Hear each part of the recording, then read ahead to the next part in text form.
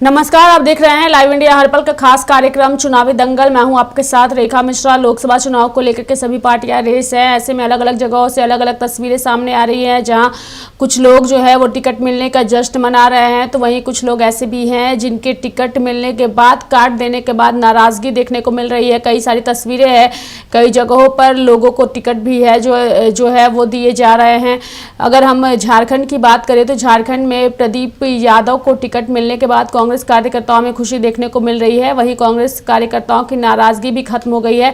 वहीं अगर हम दीपिका पांडे की बात करें तो उनके समर्थकों में आक्रोश नजर आ रहा है। हमारे साथ दुमका से हमारे सहयोगी कुणाल हमारे साथ जुड़े हुए हैं, वहीं बोकारो से हमारे सहयोगी इकबाल हमारे साथ जुड़ेंगे, और साथ ही अगर हम सत्येंद्र की बात करें तो सत्येंद्र भी हमारे साथ जुड़ेंगे लखनऊ से। और वहीं अगर हम पूजा की बात करें तो आज चुनावी दंगल में हमारी सहयोगी पूजा हमारे साथ जुड़ेंगे।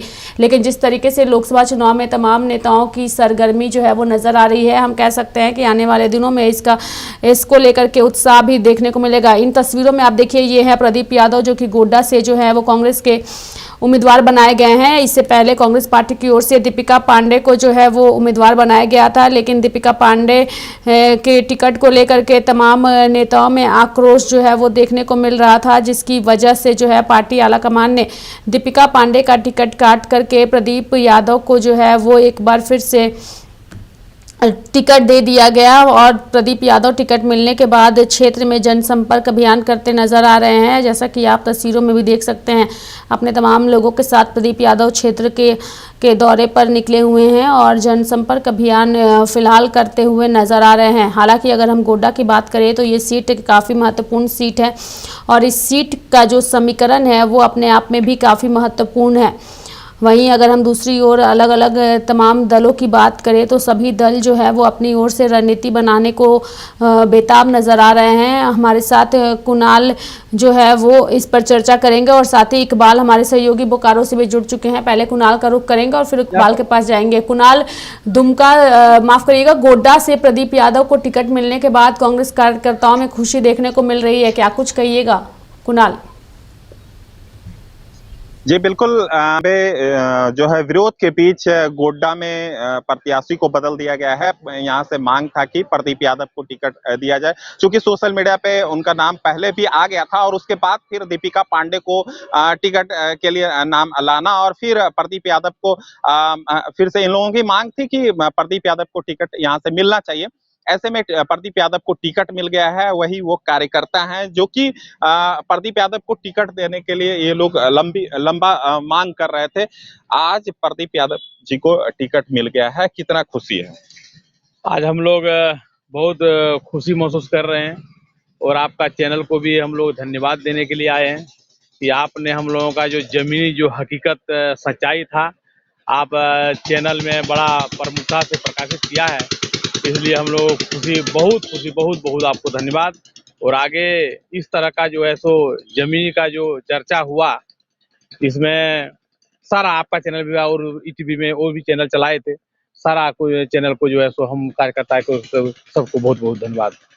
अब क्या आप लोगों के बीच रहेगा, क्योंकि सामने निशिकांत दुबे हैं, और उसके बाद फिर आप लोग की जो सामने का ये रहेगा, कैसे चुनाव को देख रहे हैं? यही बात हम लोग पहले भी बोल रहे थे कि जब अखाड़े में दोनों तरफ से जो पहलवान जब बराबरी का ना हो, तो वो अखाड़ा जो है सो हथियार उठाते, या न तो मल युद्ध के पहले ही कोई पहलवान गिर जाना, ये पहली स्थिति था। अब जो है सो अखाड़े में बराबर का लड़ाई हुआ है, और अब की बार जो है सो निश्चित तौर पर जो है सो निशिकांत का हार तय है, और प्रदीप यादव अब की बार यहाँ से लोकसभा चुनाव जीत करके जाएंगे। लेकिन केंद्र सरकार की तमाम योजना गोड्डा में दिख रहा है, लेकिन जनता के बीच क्या मैसेज आप लेके जाएंगे जो कि आपके और परिवर्तन हो जाएगा? देखिए, वो हम लोग पहले भी चैनल में इसमें जो है सो बात रख चुके हैं कि निशिकांत दुबे बड़े लोगों का नेता है, वो गरीबों का नेता नहीं है। और उन्होंने जरमुंडी का अगर हम बात करें तो 15 साल के दरमियान में आज तक जो है सो कोई भी विकास नहीं हुआ है। कोई भी हमको बता दे कि कोई काम जो है सो कोई जो है सो इंडस्ट्री लगा हो, या कोई कोई किसी तरह का जो है सो जन्मदिन उसका कार्यक्रम नहीं हुआ। जहां तक कार्यकर्ता का अगर उसका जो वोट देकर के उसको जो जिताया था, जो उसका अपना जो फंड भी होता है, वो भी सारा फंड जो है सो अब सरकार को वापस कर दिया जाए। 0% वो खर्चा नहीं किया वो फंड।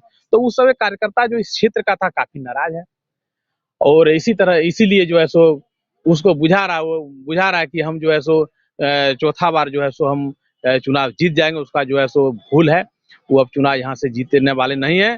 यहाँ का धरतीपुत्र, यहाँ खतियाने का रैयत, 1932 का जो पहचान है वो जो है सो यहाँ झारखंड का पहचान 1932 का खतियान है, और वही जो है सो अब की बार धरतीपुत्र को जो है सो उसका टिकट दिया है। इसलिए कांग्रेस को भी, शीर्ष नेतृत्व को भी हम लोगों की ओर से बहुत बहुत बधाई, क्योंकि हम लोगों का बात को बड़ी बारीकी से देखा है। राहुल गांधी को भी, कांग्रेस पार्टी को भी, सोनिया गांधी को भी, सबको हम लोग पार्टी की ओर से बधाई देना चाहता हूँ। बिल्कुल। मुकेश जी, ये बताइएगा, ये इन्होंने एक अपने जवाब में एक सवाल भी उठा दिया है, प्रदीप यादव और निशिकांत, ठीक है, क्या बाहरी भीतरी का भी मुद्दा जनता के बीच आप लोग उठाएंगे? जरूर जरूर जरूर। सबसे पहले तो लाइव इंडिया हर्पल न्यूज को मेरा धन्यवाद, जो कि हम लोगों का न्यूज को अच्छा से चलाया और ऊपर तक पहुंचाया। इसके लिए पुनः एक बार धन्यवाद देना चाहता हूं। और भीतरी बाहरी का बात है, 100% भीतरी बाहरी का मुद्दा रहेगा भी। और निशिकांत दुबे जी जो बयान दिए थे कि हम चाय पिएंगे और चुनाव जीतेंगे, कहीं ना कहीं लोकतंत्र का हानि है। और वो किस मुंह लेके जाएंगे फिर जनता के बीच, किस मुंह लेके जाएंगे जनता के बीच अपना प्रचार करने के लिए, जबकि वो पहले बयान दे चुके हैं कि हम प्रचार करने नहीं जाएंगे और चुनाव जीतेंगे। तो इसीलिए हम लोग तो चाहते हैं कि इस बार जो है यहाँ का जनता जो है फुल बहुमत जो है प्रदीप यादव जी को देंगे और हम लोग चुनाव जीतेंगे निश्चित।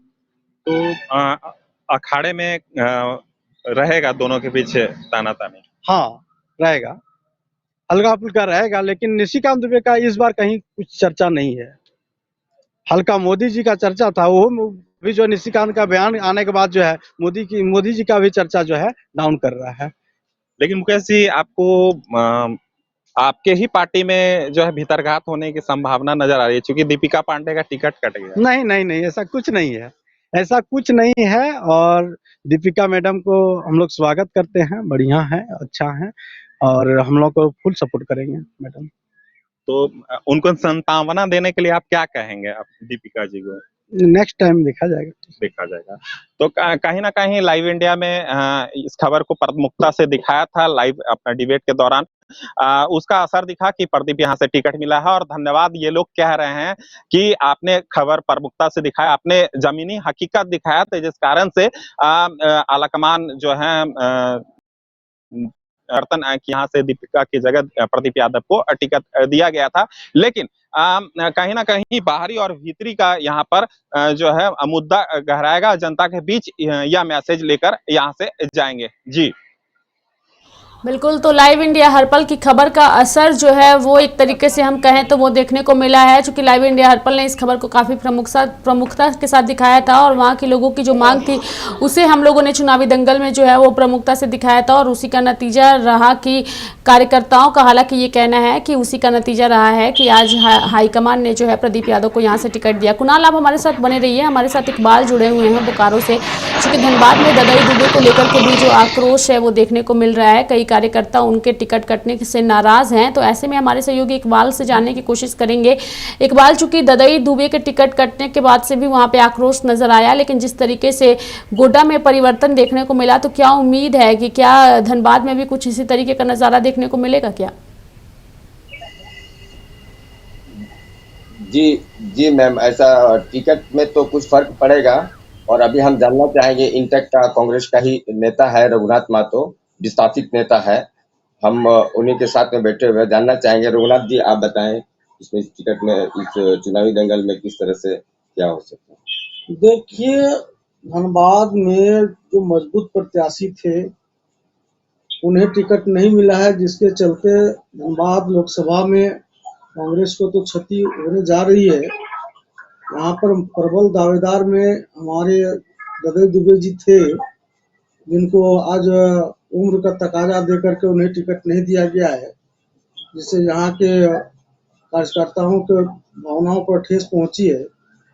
इसलिए लगता है कि बीजेपी की जीत मिलने जा रही है।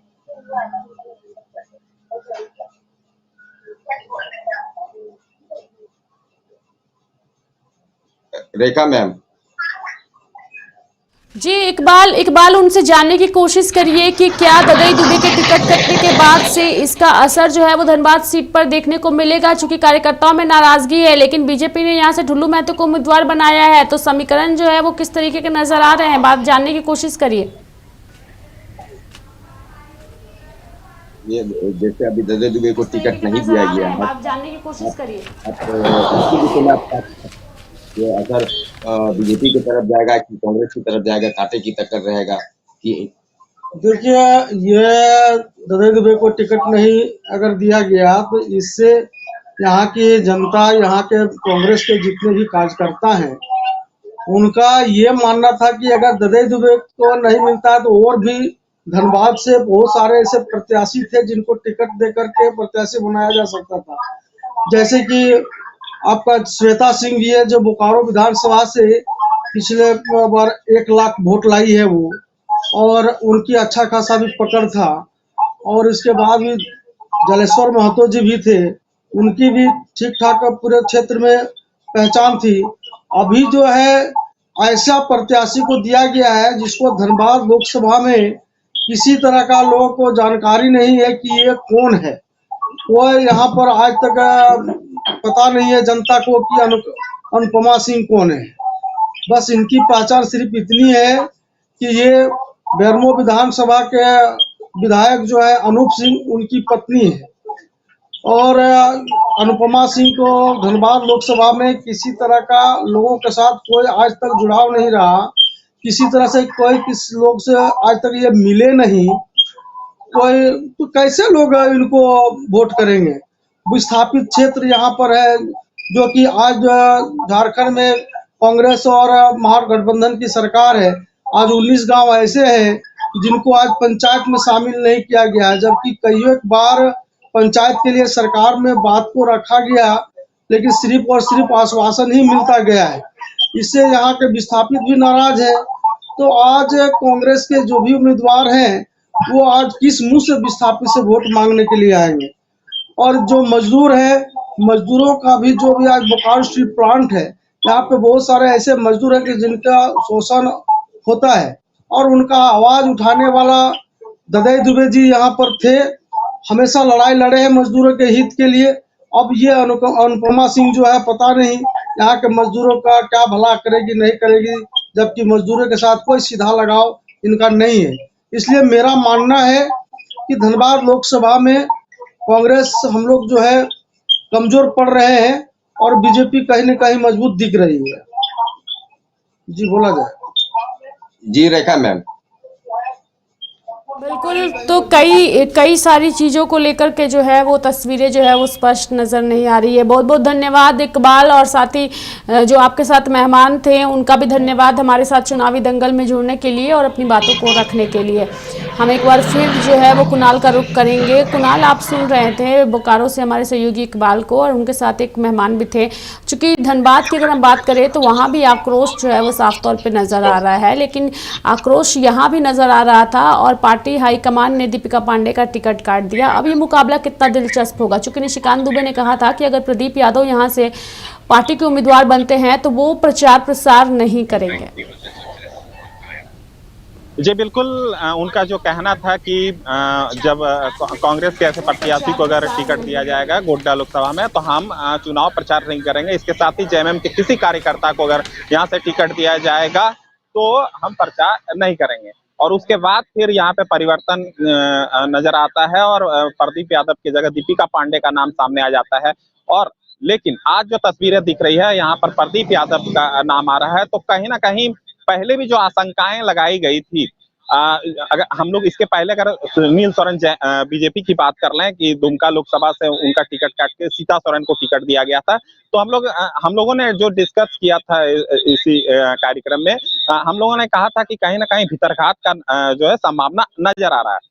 वहीं इसी तरह की तस्वीरें गोड्डा में भी नजर आ रही है। भले ही कार्यकर्ता हो या फिर पार्टी के प्रत्याशी, वह साफ शब्दों में कह रहे हैं, भले ही दीपिका पांडे हो या फिर कोई भी, लेकिन कहीं ना कहीं मन में थोड़ा सा तकलीफ तो हो ही जाता है। ऐसे में कहीं ना कहीं उनको मनाना पड़ेगा और भीतरघात को लेकर, इस बात को लेकर हम लोग नकार नहीं सकते हैं। यहाँ भी पार्टी के आला कमान को अंदाज नहीं करनी चाहिए। इस पर भी कड़ा जो है टास्क को पूरा करना चाहिए और इस पर भी मंथन करना चाहिए और उनको मनाना चाहिए, क्योंकि यहाँ पर ऐसी तस्वीरें जो आ रही है बीजेपी के निशिकांत दुबे के सामने प्रतिक्रिया जरूर है, लेकिन इस दीपिका पांडे के जो गुट हैं वह कहीं ना कहीं पार्टी को नुकसान पहुंचाएंगे।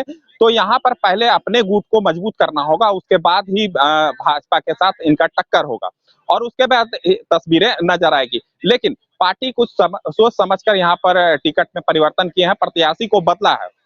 और इसके पहले ही जिस दिन हम लोग डिबेट के दौरान हम लोगों ने बात किया था, तो राहुल गांधी जब भागलपुर की ओर जा रहे थे, तो देवघर एयरपोर्ट पर जब उतरा था, तो उस दौरान जो तस्वीरें दिख रही थी वहां पर प्रदीप यादव, दीपिका पांडे और जो है और भी कई नेता मौजूद थे। वहां पर कई ऐसे डिस्कस हुए और उसके बाद जो है रिजल्ट कुछ और आया। तो हमारे साथ जो है वरिष्ठ नेता हैं, पहले ये बताइए, इधर आइए, चूंकि परिवर्तन गोड्डा में ही नहीं हुआ है टिकट को लेकर, और भी जगह पे हुआ है, ऐसे में क्या आपको लग रहा है कि टिकट में और फेल हुआ है, उसको लेकर कुछ परेशानी हो सकती है पार्टी में? नहीं, कोई परेशानी नहीं है। आप दीपिका मैम का भी स्टेटमेंट आप सुने होंगे, तो भी दिया है कि कोई दिक्कत नहीं है, बड़े भाई थे और हमको दे दिया था, कोई बात नहीं है। हमको टिकट कट भी गया तो हम नाराज नहीं है इसलिए, और कोई दिक्कत है ही नहीं। और दूसरा, लोकसभा से हम लोग बोल रहे थे कि प्रदीप यादव एक जमीनी नेता हैं, इस बार कांग्रेस को कहीं न कहीं वो बहुत ज्यादा मजबूत भी किए हैं और इसीलिए सोच समझ करके राहुल गांधी ने इस पर जो है तो मुहर लगाया है। अब जनता बिल्कुल इस पर खरा उतरने का प्रयास करेगा और ये सीट जो है सो उसके खाते में जाएगा। तो इसके साथ ही चूंकि गोड्डा में परिवर्तन करना, प्रदीप बाबू को टिकट देना, तो क्या समीकरण निकल के सामने आ रहा है? समीकरण निकल के यही आया, ये पिछड़ा बाहुल है। यहाँ अगर पूर्व 3 लोकसभा का 3 राज्य का अगर देखें, यूपी, बिहार, झारखंड में कहीं न कहीं जो है सो जाति समीकरण को साथ करके जो है सो टिकट किसी को दिया गया था। यहाँ पिछड़ी जाति का बहुत जो बाहुल संख्या है और यही सोच करके जो है सो इसमें जो है सो टिकट दिए हैं, यही इसका बेस वोट है। तो यानी आप मजबूती से सामने आ रहे हैं? बिल्कुल मजबूती, यही सोच करके जो है सो राहुल गांधी ने बड़ी बारीकी से जो है सो विचार करके जो है सो इस सीट को फिर से प्रदीप यादव को अपना जो है सो विश्वास जताया है, यही किया है। तो कुल मिलाकर यह कह सकते हैं कि प्रदीप यादव को सोच समझकर यहाँ से टिकट दिया गया है, क्योंकि उनका बड़ा वोट बैंक यहाँ पर है। ऐसे में बात अगर हम दीपिका पांडे की कर लें, तो उनका जो है बातचीत पार्टी में हो गया, ऐसा वह मान ली है कि ऐसा नहीं है, हम लोग मिलकर सामना करेंगे। जी रेखा। चलिए, बहुत बहुत धन्यवाद कुणाल हमारे साथ जुड़ने के लिए और तमाम जानकारियां देने के लिए। इकबाल, आपका भी धन्यवाद हमारे साथ चुनावी दंगल में जुड़ने के लिए और तमाम जानकारियां जो है वो दर्शकों को देने के लिए। चूंकि लोकसभा चुनाव को लेकर के सभी पार्टियां रेस है और ऐसे में तमाम नेताओं की ओर से कई तरह की बयानबाजी की जा रही है, चुनावी जनसभाएं हो रही है और अब जो है वो झारखंड का भी चुनाव काफ़ी दिलचस्प हो चुका है। चूँकि चौथे चरण में झारखंड में भी वोट डाले जाएंगे और ऐसे में अगर चौथे चरण के चुनाव में जिस तरीके से नतीजे होते हैं वोटिंग परसेंटेज को लेकर के, वो काफ़ी दिलचस्प होंगे। चूँकि जो उम्मीदवार है वो अलग अलग तरीके से नज़र आ रहे हैं। हमारे साथ चुनावी दंगल में हमारे सहयोगी सत्येंद्र भी थोड़ी देर में हमारे साथ जुड़ेंगे, लेकिन उससे पहले मैं दर्शकों को बता दूं कि प्रधानमंत्री नरेंद्र मोदी लगातार चुनावी सभाएं कर रहे हैं और आज भी उन्होंने कई जनसभाओं को संबोधित किया है। अगर हम आज राजस्थान की बात करें तो राजस्थान में भी प्रधानमंत्री नरेंद्र मोदी आज जनसभा करने पहुंचे थे और उस दौरान वहां सुरक्षा के पुख्ता इंतजाम नजर आए। मंच से जिस तरीके से पीएम मोदी ने अब की बार 400 पार का नारा दिया, वो नारा भी कई मायनों में काफ़ी महत्वपूर्ण रहा। राजस्थान के साथ साथ कई अन्य जगहों पर पीएम मोदी जो है वो आज सभा करते नजर आए और पीएम मोदी ने जनसभा के माध्यम से इंडी गठबंधन पर हमला बोला और कई सारी चीज़ों को लेकर के उन्होंने अपनी बातों को भी रखा। तो हम कह सकते हैं कि चुनावी दंगल में हमारी कोशिश यही होती है कि हम झारखंड, बिहार और उत्तर प्रदेश की तमाम खबरों से दर्शकों को तो अवगत कराएं ही, चुनावी माहौल से अवगत कराएं और साथ ही प्रधानमंत्री नरेंद्र मोदी, राहुल गांधी, सोनिया गांधी और प्रियंका गांधी वाड्रा की भी चुनावी सभाओं के बारे में दर्शकों को बताएं। चूँकि आज जिस तरीके से चीज़ें रही वो काफ़ी महत्वपूर्ण रही और प्रधानमंत्री नरेंद्र मोदी ने जिस तरीके से अपनी बातों को रखा वो काफ़ी सराहनीय भी रहा। फोन उठाना बंद कर दिया सबने। नहीं हमको आज गुस्सा है।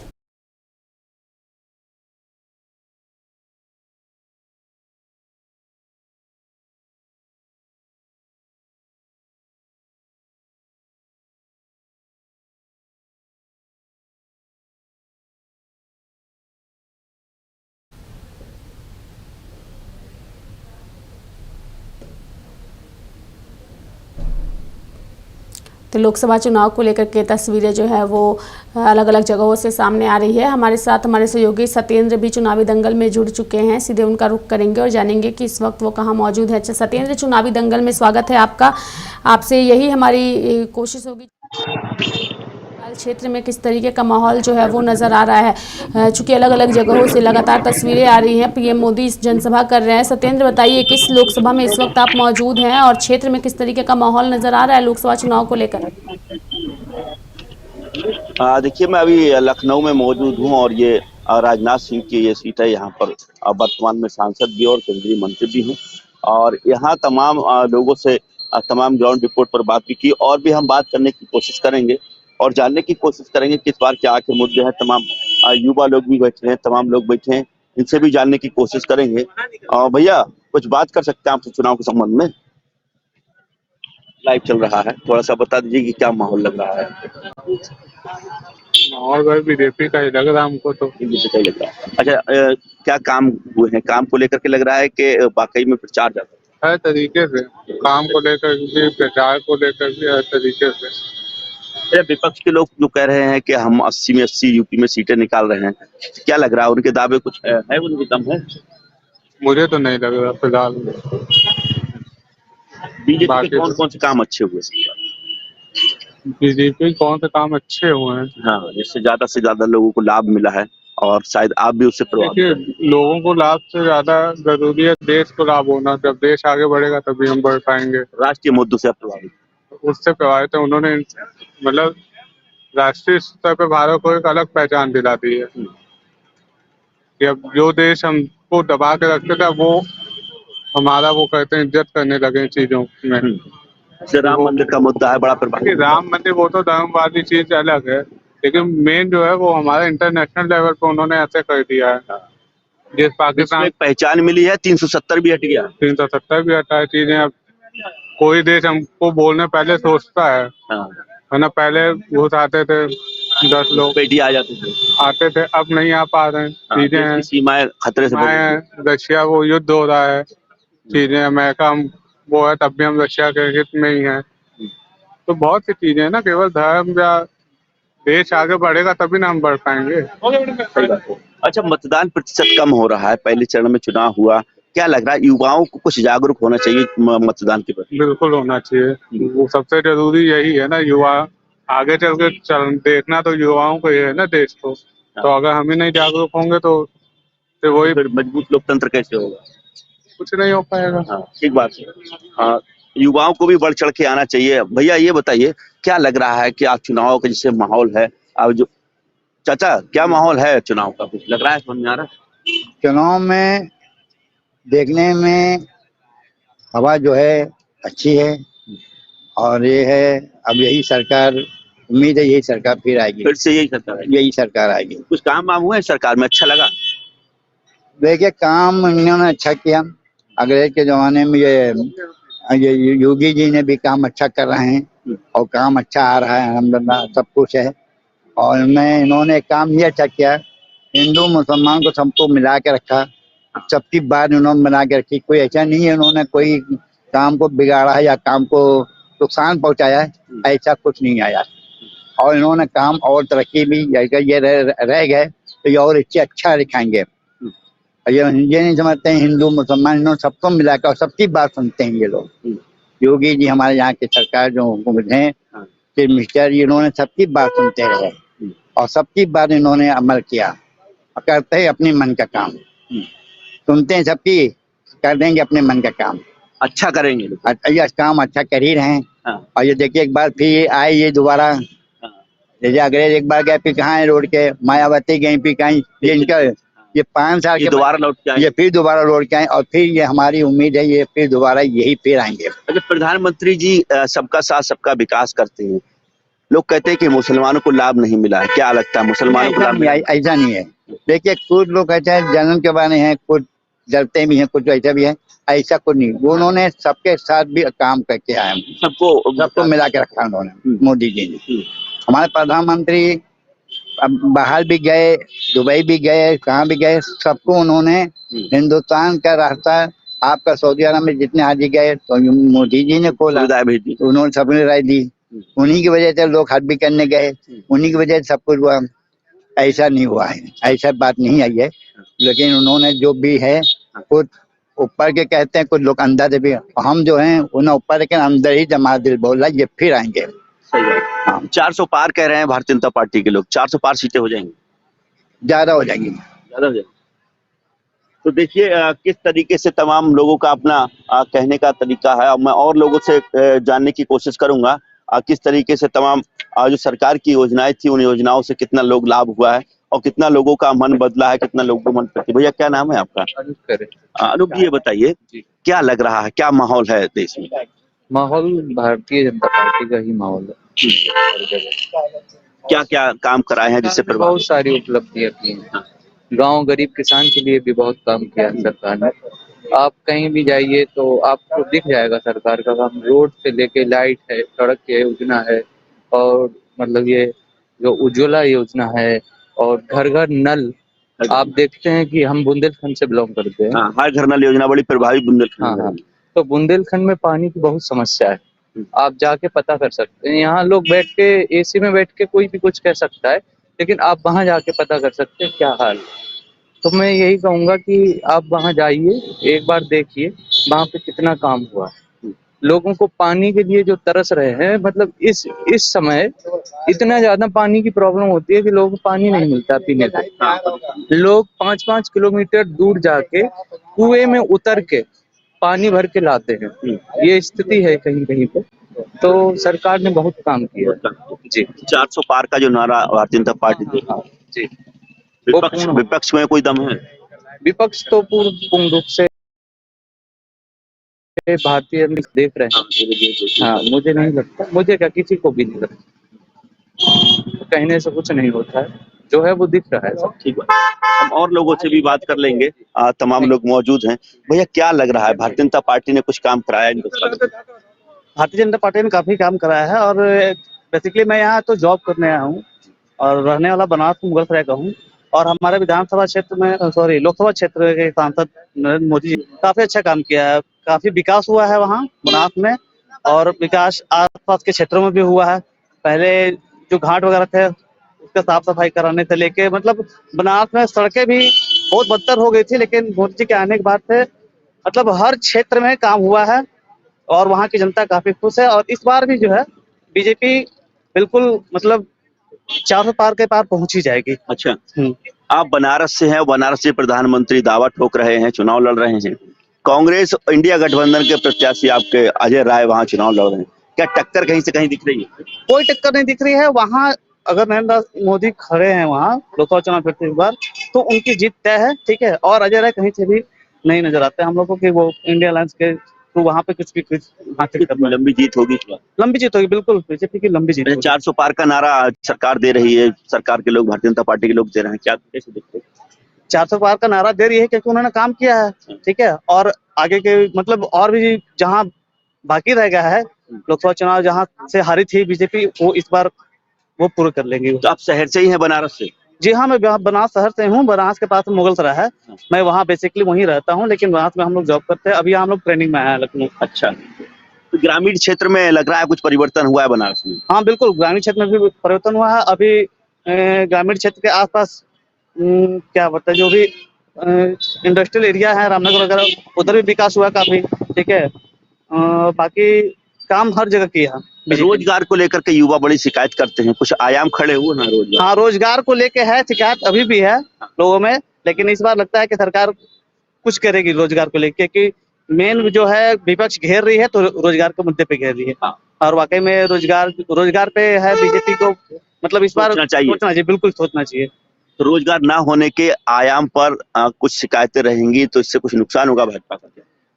देखिए, नुकसान तो नहीं है, बीजेपी नरेंद्र मोदी का चेहरा ही काफी है, और रोजगार पे अगर विपक्ष घेरती भी है तो इस बार कहना है बीजेपी का वो रोजगार देगी।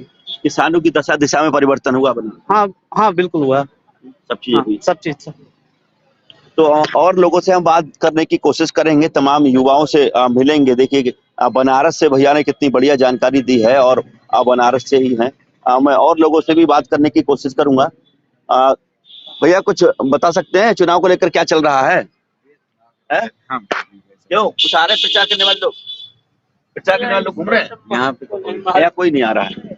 तो यहाँ जिस सीट पर मैं यहाँ मौजूद हूँ, यहाँ राजनाथ सिंह यहाँ से वर्तमान में सांसद हैं और इंडिया अलायंस के जो प्रत्याशी हैं रविदास मल्होत्रा हैं। बताया जा रहा है इनकी टक्कर है। अब देखने वाली बात होगी कितनी टक्कर है और कितना कौन मत दे रहा है, वो तो अपनी जनता की मूड की बात है। फिलहाल हम और आगे देखेंगे, लोगों से बात करने की कोशिश करेंगे। सत्येंद्र, चूंकि कई सारे लोग हैं सत्येंद्र, और सभी की अपनी अपनी राय है और उसी आधार पर सभी जो है वो अपनी बातों को रखते भी नजर आ रहे हैं। धन्यवाद सत्येंद्र हमारे साथ जुड़ने के लिए और तमाम जानकारियां देने के लिए। तो चुनावी दंगल में आज हमने आपको दर्शकों की बातों से जो है वो रूबरू कराया। जनता के कई सारे मुद्दे हैं और उन मुद्दों के आधार पर ही जनता इस बार जो है वोट करने वाली है। तो मेरे साथ चुनावी दंगल में फिलहाल इतना ही। आप देखते रहिए लाइव इंडिया हर पल। नमस्कार।